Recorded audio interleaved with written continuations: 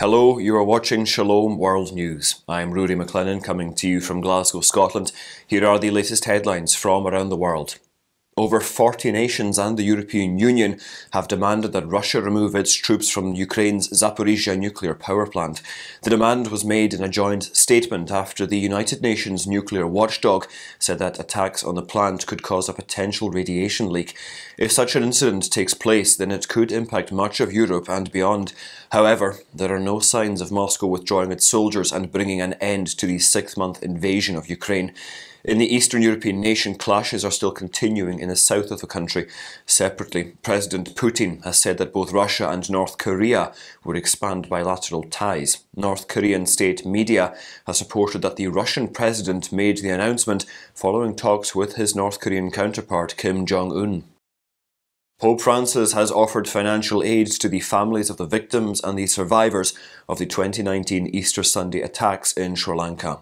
The Holy Father has granted around 36 million Sri Lankan rupees to the families of the victims. The financial aid was distributed in the presence of the Apostolic Nuncio Archbishop Brian Udaigwe and Archbishop of Colombo Cardinal Malcolm Ranjit at St Anthony's Shrine in Kochikadi on August the 14th. This shrine in the capital, Colombo, was one of the three churches that were attacked. Those who received financial aid thanked the Holy Father for his generosity and solidarity with the efforts to unearth the truth behind the attacks.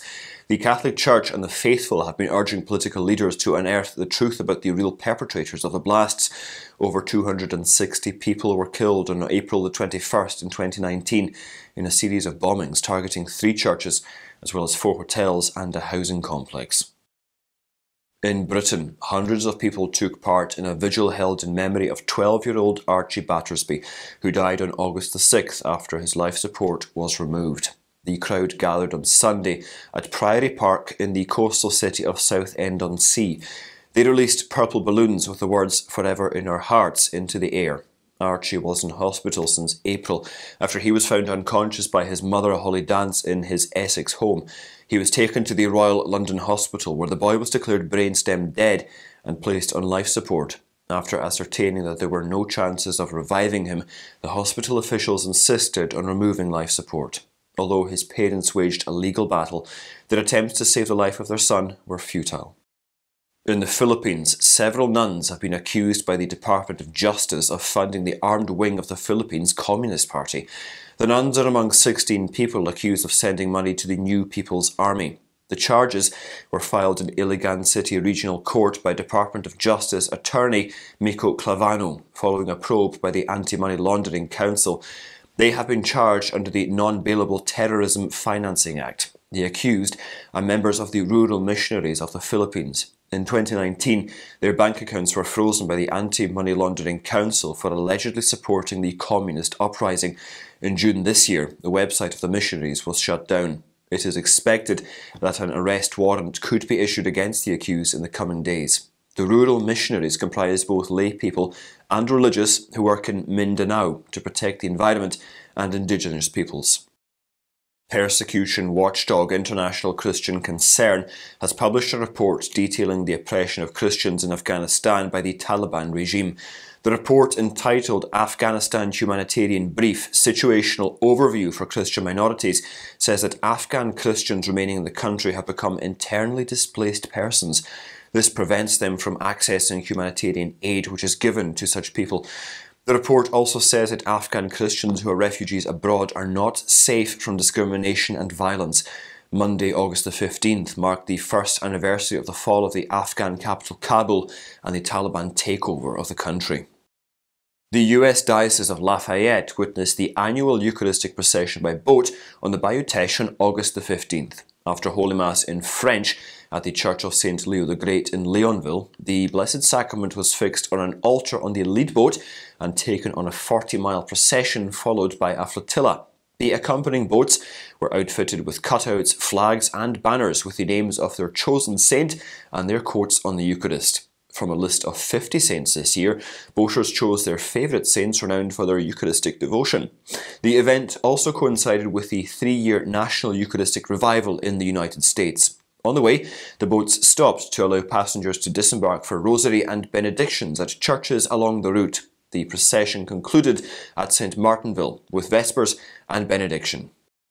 Armed Muslim Fulanis ambushed a Christian farming community in Nigeria's Benue state last Wednesday, killing 6 villagers and injuring 12 others. The assailants came on motorcycles armed with AK-47 rifles and machetes to Tse Ngojov and Tse Valem Yahweh villages in the Logo local government area. There they gunned down 6 villagers. The injured have been taken to a health facility in the nearby town of Ayilamo. Local media quoted an eyewitness as saying that the attackers came when the farmers were due to have supper. Authorities have confirmed that the armed Fulanis came from the Taraba state. Cardinal Charles Mongbo of Yangon has shared his concerns over the rising oppression of civilians by the Myanmar military junta. He made this reference while addressing the Australian Plenary Assembly recently. The top prelate said that the military has stepped up oppression to obtain complete power over the southeastern Asian country by the end of this year. The junta court has again sentenced ousted head of state Aung San Suu Kyi to 6 years imprisonment over corruption charges on Monday. Earlier, she was given 11 years imprisonment over multiple charges. The junta has also extended the state of emergency imposed in the country. The international community has been condemning the violence and political chaos in Myanmar. So far, in the brutal crackdown on civilians, nearly 2,000 people have lost their lives.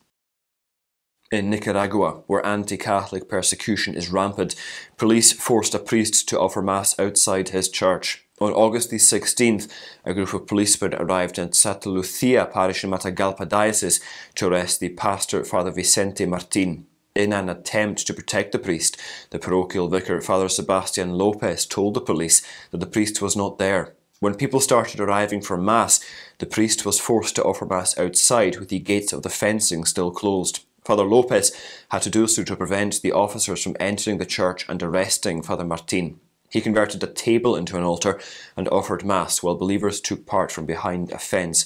Meanwhile, Bishop Rolando Alvarez of Matagalpa is still under house arrest. He has been accused of inciting violence by the Ortega regime. And those are your latest headlines. Do join us again tomorrow for more. And remember, you can also visit swnews.org for more updates. Shalom.